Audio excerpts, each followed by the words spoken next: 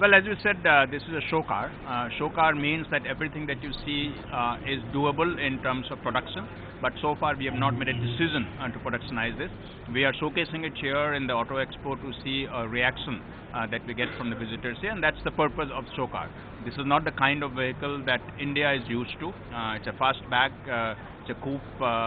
It's a crossover coupe. So it's a very different concept. And if you see a very good reaction to it, if there are people who say we want to buy it, then we'll definitely look at productionizing it. Also wanted to get a sense what are the other products which we have unveiled today, and when will those be coming into production? Well, we clearly in Mahindra Pavilion have one of the busiest sort of pavilion here with a lot of things happening. We have unveiled today our Aero show car. We have also unveiled today E2O Sport, which is a 80 kilowatt powertrain for E2O, very fast vehicle. So again, that's kind of a concept car or a show car in a sense, because it's an expensive electric vehicle, and we will gauge what the reaction is, and if again people want to buy a powerful electric vehicle, then we have it. We will have it available. But perhaps the most important launch today was the actual launch of product today was the truck that we launched, the Blazer truck.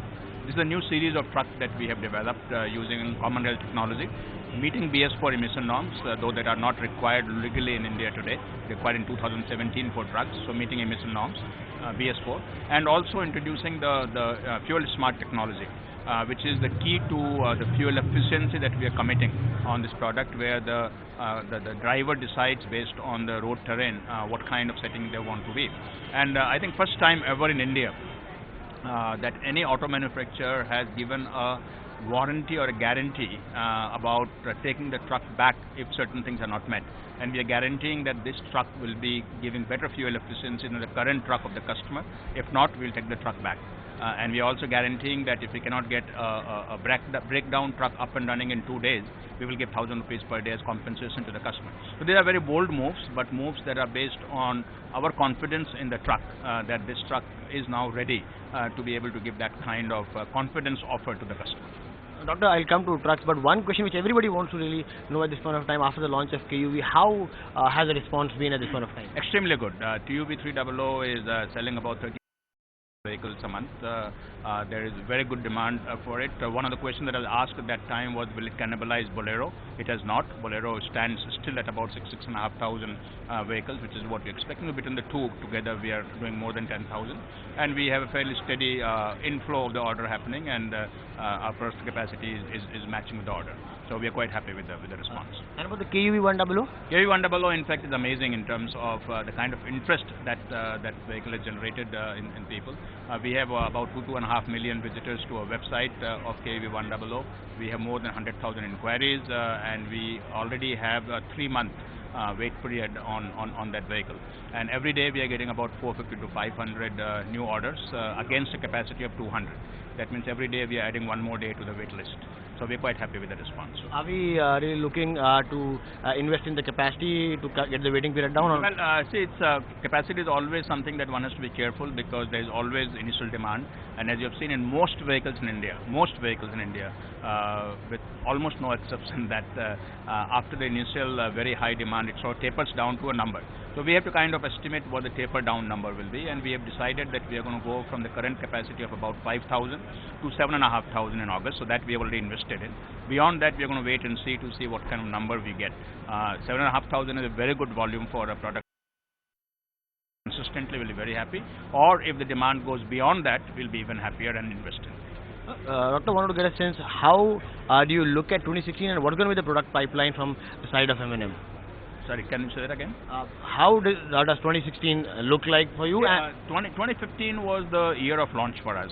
We have launched 9 products in all segments, the TUV 300, KUV 100, Jito, brand new platforms, XUV, Automatic, Imperio, Supro. So now 2016 is the year when we are going to sort of consolidate and kind of enjoy the growth that will come out of all the platforms that we have launched, and therefore in 2016 our focus will be to get the volume growth. We are quite hopeful with the success that we have seen initially of these product launches, that 2016 should do very well for Mahindra. LCV has been a really good year last year for you with the kind of new launches you have done, but the industry itself is not is still down. By when do you think, Doctor, the industry will come up? Well, I won't say industry is down. It is up and down in different patches. This year was probably the best year that the truck segment has seen in a long time, and with a growth of about 35% that we have seen in the truck, where Mahindra has in fact gained significantly more compared to the industry. The UV segment has been somewhat slow with 4-5% growth, but the passenger car segment has grown almost 9-10% this year. Only the SCV segment, the small commercial vehicle segment, is the one that has been down during the year. So I would expect that 2016 should be better for the industry than 2015, comparative to 2015. So therefore I would be very surprised if we don't get a growth in double digit, not very high double digit, 10, 11, 12% growth in the passenger vehicle segment would be a good growth to look for. A growth of 20-25% in the truck segment from a 35% that we have seen this year will be a good growth to look for. And for small commercial vehicle segment, if we can come back to no degrowth, that means remaining flat or slightly positive, that will be a good number to look for. So that would be my expectation for that. Last couple of questions, Doctor. In fact, surprisingly, you managed to get the 1.99 litre Scorpio in a very fast time. Everybody was talking about. How has the response been, and will we see this engine going out at other places as well? Well, I'm not surprised because it's not something that happened overnight. It's not something that we started working on after the Supreme Court ruling. This project was going on for almost a year and a half. And we would have been launching 2-litre engine anyways. Maybe not in India, maybe only overseas, but that we had not decided. But we would be launching 2-litre engine anyways. All that has happened with Supreme Court ruling is perhaps 1 or 2 month advancement that we have been able to do in that. Our engineers were ready with the truck. All the component changes, development, validation had already been done. So that in some sense was a nice coincidence for us that we were ready with that technology. We have launched it right now in NCR. It just got launched about 10 days ago, so it's too early for me to give any kind of a reaction from customer response. But you know that in NCR we sell about 1,000 vehicles a month which are above 2-litre right now. So out of Bolero, Scorpio and XUV 500, now we have XUV 500 and Scorpio taken care of. So hopefully we will get our numbers back. Will we see this engine India-wide? Right now we don't intend to launch it pan-India because there is no specific customer benefit that comes out of 2-litre, because it has the same fuel efficiency, same performance, same emission level, and therefore unless there is a customer demand that they would rather have a 2-litre engine than 2.2-litre engine, to us it makes no difference. Both come out of the same line, both have the same sort of performance, both have the same cost. So we are totally flexible on whether we do 2-litre or 2.2-litre.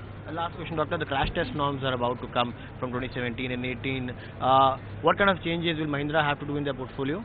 Let me say that we are absolutely ready for the crash norms. In fact, there's a very interesting point that when a customer wants something, the norms are not needed.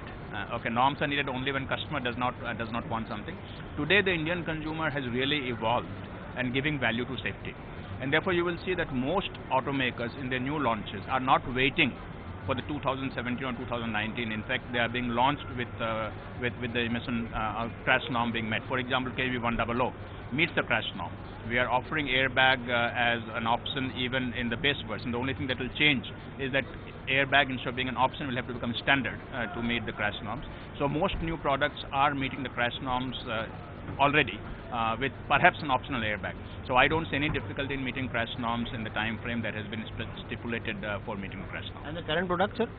Current product we are working on, in fact, Scorpio meets, XUV 500 meets, KV 100 meets, TUV 300 meets. So most of the product meet the crash norms.